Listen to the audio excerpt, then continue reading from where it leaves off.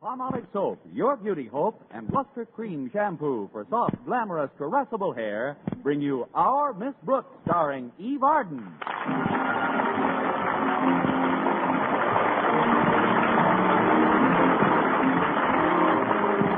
most people, a warm May day suggests a drive in the country or a leisurely picnic.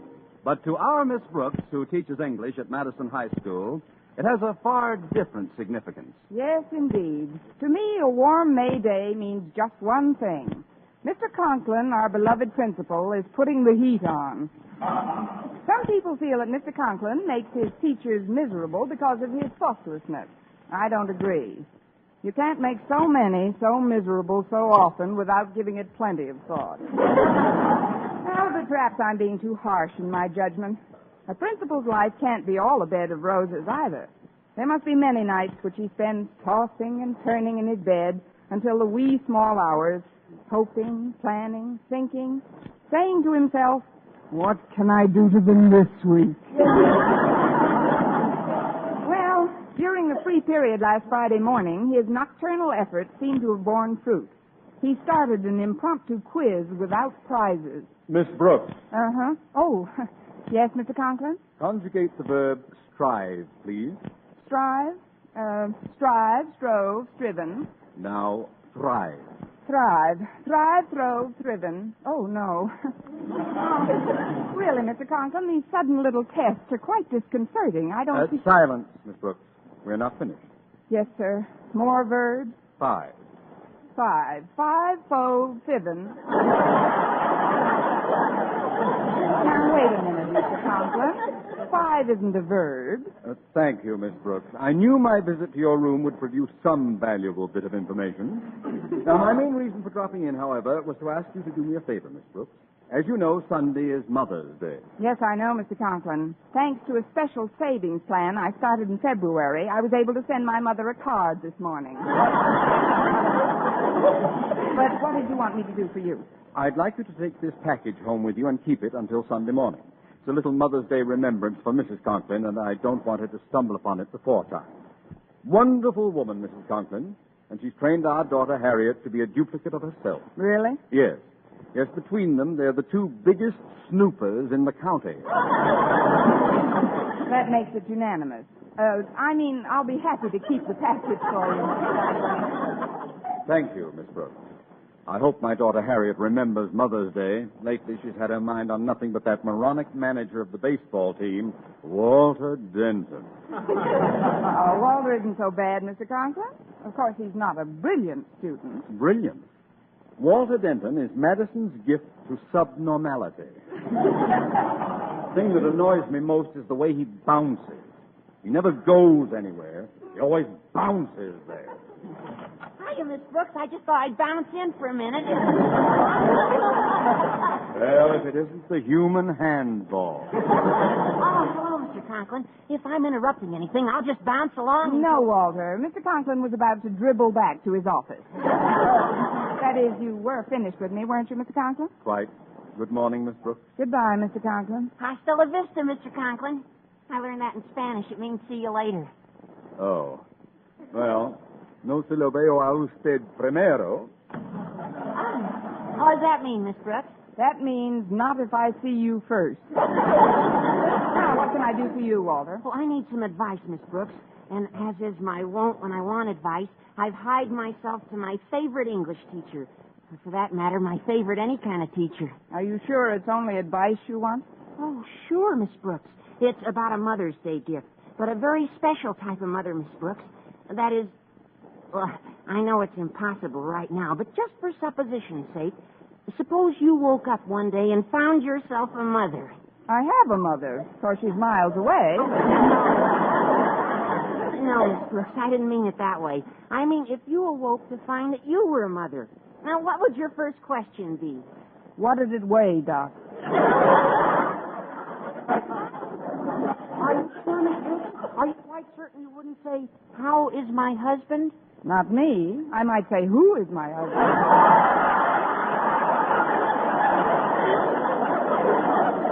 I'm serious, Miss Brooks. My dad told me that was my mother's first concern after she knew that I was all right. You know, she thinks of us constantly and never of herself. But me, what do I do in return? I don't get out of bed when she wakes me. I leave my clothes all over the house.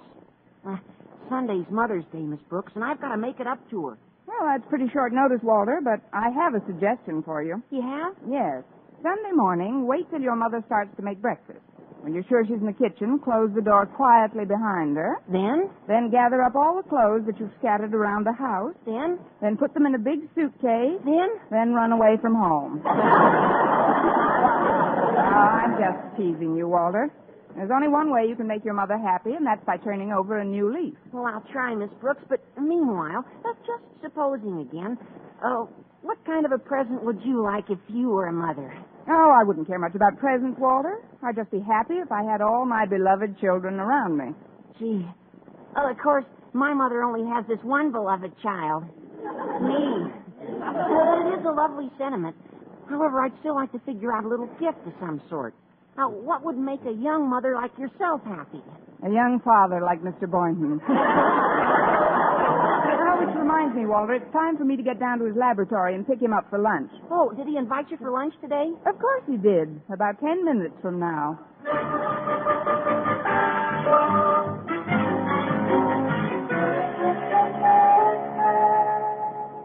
Now tell me, Walter, were you able to find out what kind of a gift she'd like? I couldn't find out a thing, Harriet. But we've got to get her something. What's the good of naming Miss Brooks our mother away from mother if we can't surprise her with something she wants? Gee, I'm sorry, Harriet, but all she'd say was that she'd be happy with all her beloved children around her. She was kidding, of course. I hope. Kidding? She wasn't kidding. She meant us. Oh. Now, let's see. We'll organize a committee to pick out a gift and give it to Miss Brooks. Great, Harriet. Then tonight will officially become Mother Away from Mother's Day night.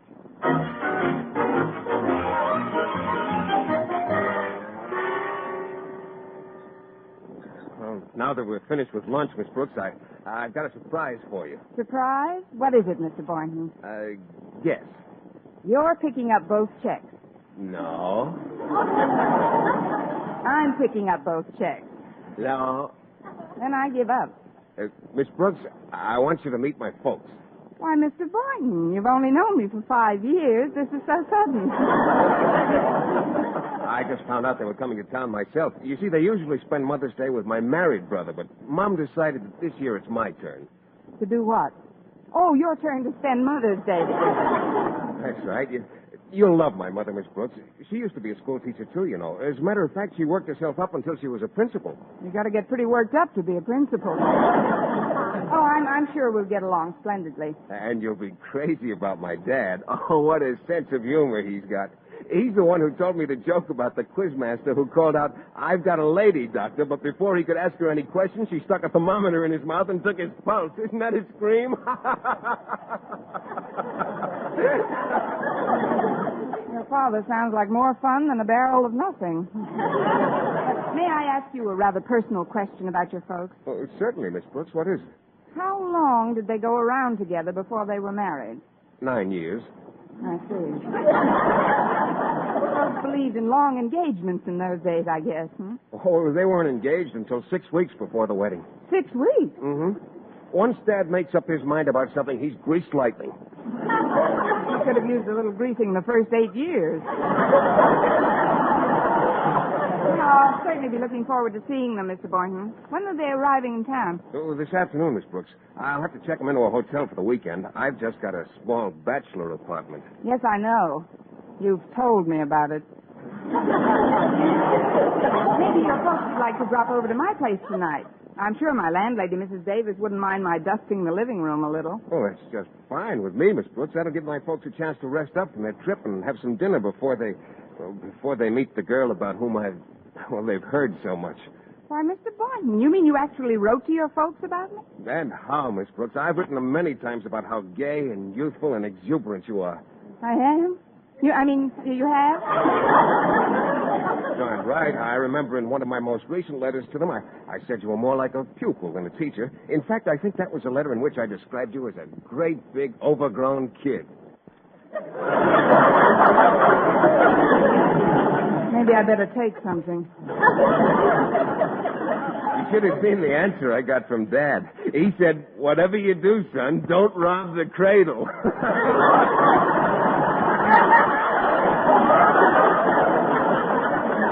Yeah, leave it to Dad. Oh, he was jesting, of course. He loves youngsters. Mr. Boynton, you've given me an idea. Well, what kind of an idea, Miss Brooks? If your father turns me down when I ask him for your hand, maybe he'll adopt me.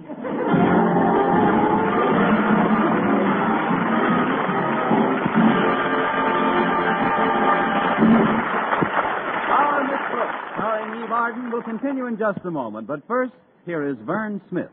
Here's wonderful news, ladies. Wonderful, wonderful news. Now there's something thrillingly new in Palmolive Soap's famous Beauty Lather. Yes, something thrillingly new. Palmolive's famous Beauty Lather now brings you new fragrance, new charm, new allure. Millions of women will prefer Beauty Lather Palmolive over all other leading toilet soaps the minute they try it.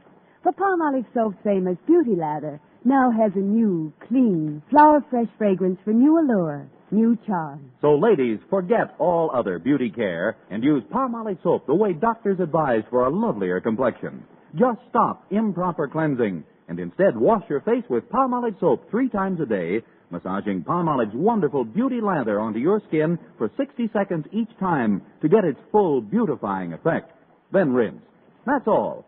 All types of skin, young, older, oily, respond to it quickly. Don't wait another day to try Palmolive's Beauty Lather. You'll be thrilled by its new fragrance, new charm, new allure. Thrilled again by the fresher, brighter complexion doctors prove may soon be yours. For new loveliness all over, use big bath-size Palmolive in tub or shower.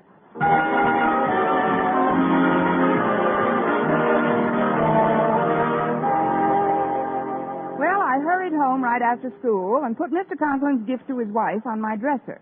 Then I started to make myself and the house as presentable as possible before Mr. Boynton's parents came over that evening. First of all, I shampooed my hair and set it in pin curls. Then I put on an old, oversized house dress, which I'd borrowed from Mrs. Davis. This intriguing combination achieved the happy effect of making me look like a pat rat drowning in a Quonset hut. Then I went into the living room to get things in order. When I got there, Mrs. Davis had just finished vacuuming. Oh, Connie, will you pull the plug out for me? My back's been bothering me lately. Oh, certainly, Mrs. Davis. There. Say, this vacuum cleaner's pretty old, isn't it? Yes, indeed. But it's held up remarkably well. I bought it in 1932. 1932? Yes. This Hoover came in when the other one went out. Well, just so the place looks nice and neat for tonight. You know, I've never met Mr. Boynton's parents before. I know you haven't, Connie. And first impressions are so important. Mm-hmm. That's why I sent our sofa and all the chairs out to be recovered. What? Every chair in the house is at the upholsterer's, Connie. But don't worry. Stretch Snodgrass took them down for me, and he promised to bring them back by 6 o'clock. Stretch Snodgrass? Look, Mrs. Davis, Stretch may be a fine athlete, but when it comes to mentality, he's strictly a third strike. Why, he's liable to forget where he took the chairs. Oh, I don't think so, Connie. You know how absent-minded I am, and even I couldn't forget the name of this upholsterer. Why not? Because he has a very odd name. What is it? What is what? The name. Whose name? The upholsterer. Upholsterer? Yes. Look, Mrs. Davis, the sofa and all our chairs are being recovered today. Well, they can certainly use it. Where did you send them, Connie? Fellow with a very odd name. I never can remember it. I'm sure it'll come back to you later. Now, if you'll excuse me, I've got to get out and back and look for our cat. Minerva? Is she missing again? Mm-hmm.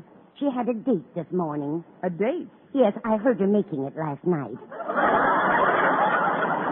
But she should be back by now. She knows how I worry about her. Well, you let me know if she comes in the front way, Connie, and I'll take a look back here. All right, Mrs. Davis. That's funny. Minerva never bothered to ring before. How do you do, my dear? How do you do? I'm Philip's mother. Philip? Yes, Philip Boynton. I'm Mrs. Boynton. But that's impossible. You won't be here till tonight. Oh, well, I mean, come in, Mrs. Boynton. You don't have to tell me who you are, my dear. Philip has written so much about you. He has? Yes, he says Miss Brooks wouldn't know what to do without you, Mrs. Davis. Mrs. Davis. Mrs. Davis. Yes, honey. That's Mrs. Davis, Mrs. Boynton. I'm Miss Brooks, such as I am. We've got company, Mrs. Davis. Oh, she came in the front way, did she? Yes, she's right here in the living room. Well, you tell her she's a wicked cat and put her under the piano. Yes, Mrs. Davis. You're a wicked cat and get under the... Oh, no. Oh, you'll have to forgive me, Mrs. Boynton. I didn't expect you until after dinner. Oh, well, that's perfectly all right, Miss Brooks. As a matter of fact, I owe you an apology for not recognizing you. But it was rather dim in here. Not dim enough. But where's Mr. Boynton? Or should I say, where are Mr. Boynton? Or Mrs. Boynton? Where's everybody? Well, they had a little trouble parking the car, and I wanted to meet you myself first anyway. Philip's written so much about you. You must see an awful lot of each other. Well, we do teach at the same school. I understand you were a teacher at one time, Mrs. Boynton. Yes, indeed, for many years. Well, it's remarkable. You still look so well fed. Youthful.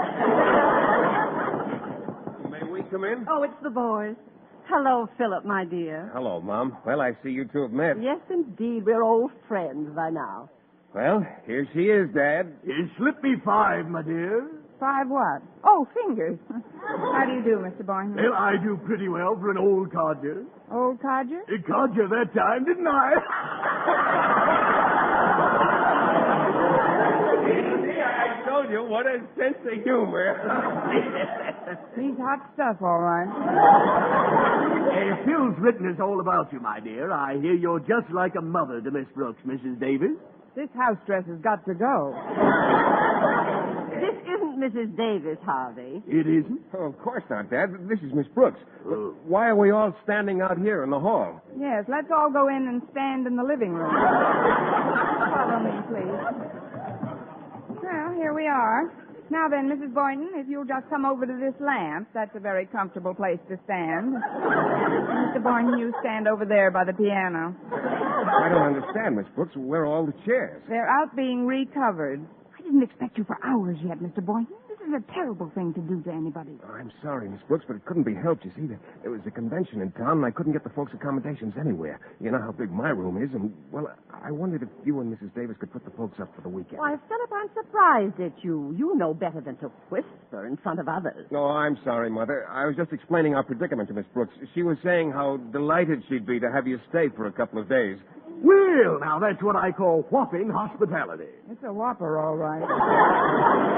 I wish you'd give me a hand with the garbage, Connie. I just can't...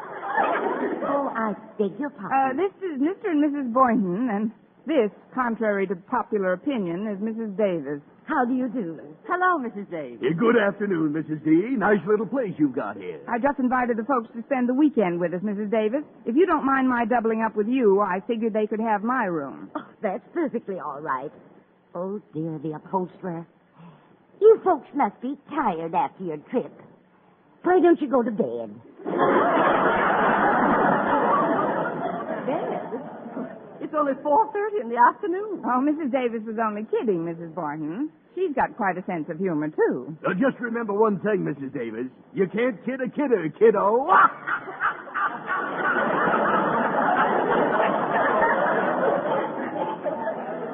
Doesn't he get off some cracks, Mrs. Davis?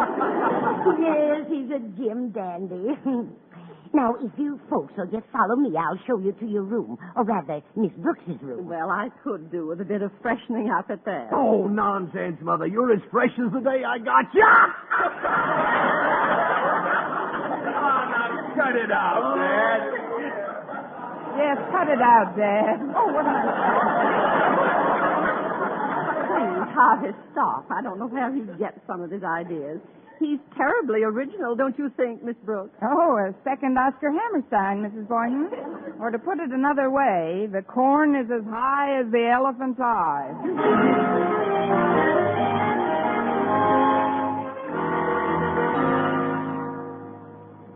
Well, Miss Brooks certainly has a comfortable room, Harvey. Yes, indeed. That shower and a little cat nap's just what the doctor ordered. Tell me, honey, what do you think of Miss Brooks? Well, it's hard to tell in that outfit she had on, but once she combs her hair and climbs out of that gunny sack, I'll bet she's a looker. Yes, but what is she looking for? Oh, now, Mother, you think that every girl who meets him immediately sets her cap for Philip.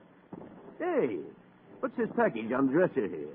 It says, for Mother. Huh, must be for you. Oh, wasn't that thoughtful of Miss Brooks? She got a Mother's Day gift for me when she heard I was coming. I'm going to open it right now. Oh, but Mother's Day isn't until Sunday. Well, you know I'd never have the patience to wait. Let's see. Why, what's this? A black sheer negligee. Well, happy Mother's Day. Well, this time be for me. Hey, look, this card fell out when you opened the package. It says for baby from her goodie.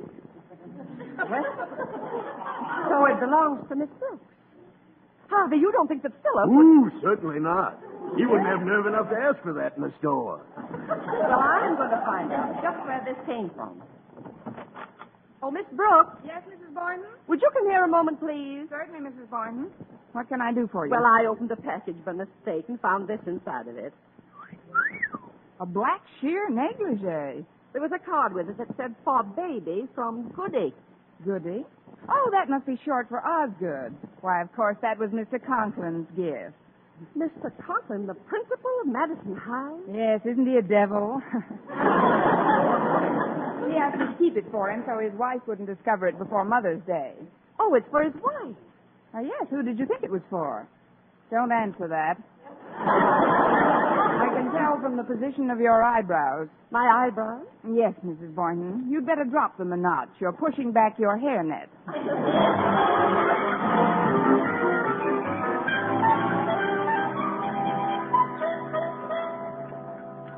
Well, it certainly was nice of you to invite us all to dinner, Mrs. Davis. Yes, indeed. It's delicious, too. Thank you, both of you. But Miss Brooks is the one who deserves the credit. She prepared it all. Oh, come now, Mrs. Davis. You opened every bit as much as I did. Beef stew, isn't it? There's beef represented in it, yes. Eat it slowly, Philip. Yes, Mother. Yeah, they say your stomach has no teeth, but maybe it's just as well. If it got too hungry, it could chew off your suspender buttons.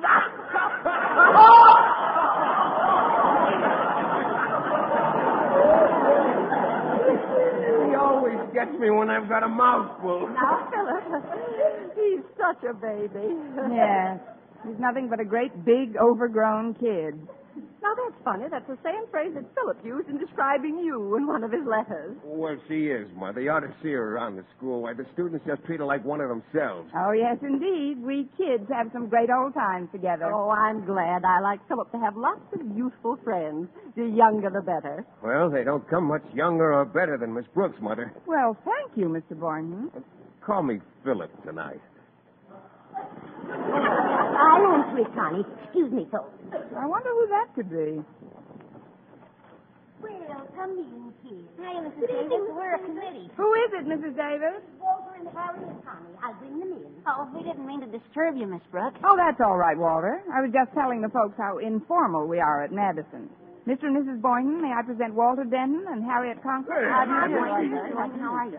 And now, Miss Brooks, we would like to present something to you that expresses the devotion and reverence felt toward you by the entire student body. What is it, Walter? It's a shawl. A shawl and a handsome pair of knitting needles to go with the rocking chair to which you're so attached. Rocking chair, but... Oh, I'm not finished, Mrs. Boynton. Miss Brooks, you have been chosen our mother away from mother. Oh, no. I'll go to the piano, Walter, and you sing the song we've written. Okay, Harriet. Wait till you hear this, folks. Pause that, Walter. The B stands for the books she helps us study. The R is for she's righteous, also pure. The O is for the fact that she's our buddy. The second O is likewise, I am sure. The K is for okay. She rates a bow. The S is for her sadly wrinkled brow. She's my motherly, just like Elsie the cow. Miss Brooks, we love you dearly. Miss Brooks, that's me.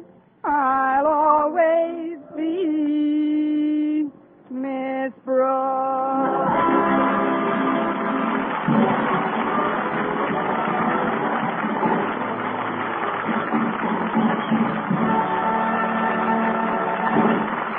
As our Miss Brooks returns in just a moment, but first...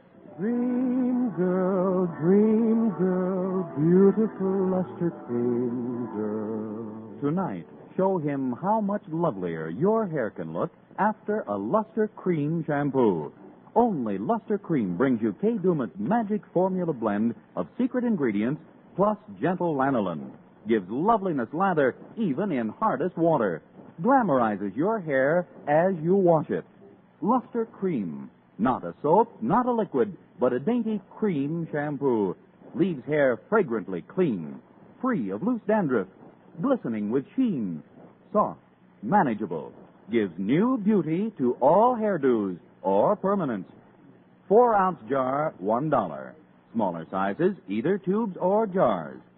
Tonight, try Luster Cream shampoo and be a dream girl, beautiful luster cream girl. You owe your crowning glory to a luster cream shampoo. And now, once again, here is our Miss Brooks. Well, several days later, Friday night came to an end. As I escorted Mr. Boynton to the front door, he was in a strangely mellow mood. You know, Miss Brooks, I'm a man of many dreams, but more often than not, I find I'm shooting too high. Shooting too high, Mr. Boynton?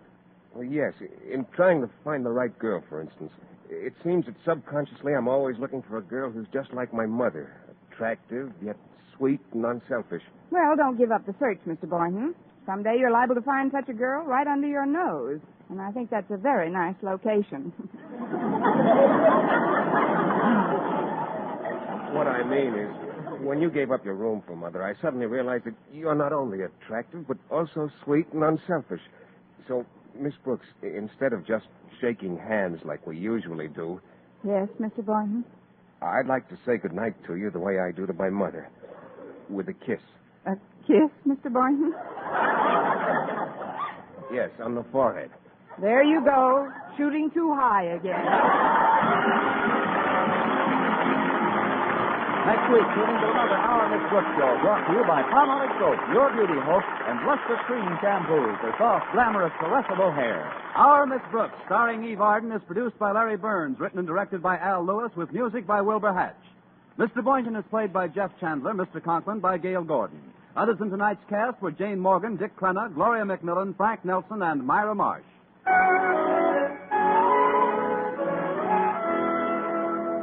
Men, do you shave with a lather or brushless shave cream? Palmolive shaving cream comes both ways, and whichever way you prefer to shave, you'll find that using Palmolive brushless or Palmolive lather shaving cream can bring you more comfortable, actually smoother shaves. Here's the proof.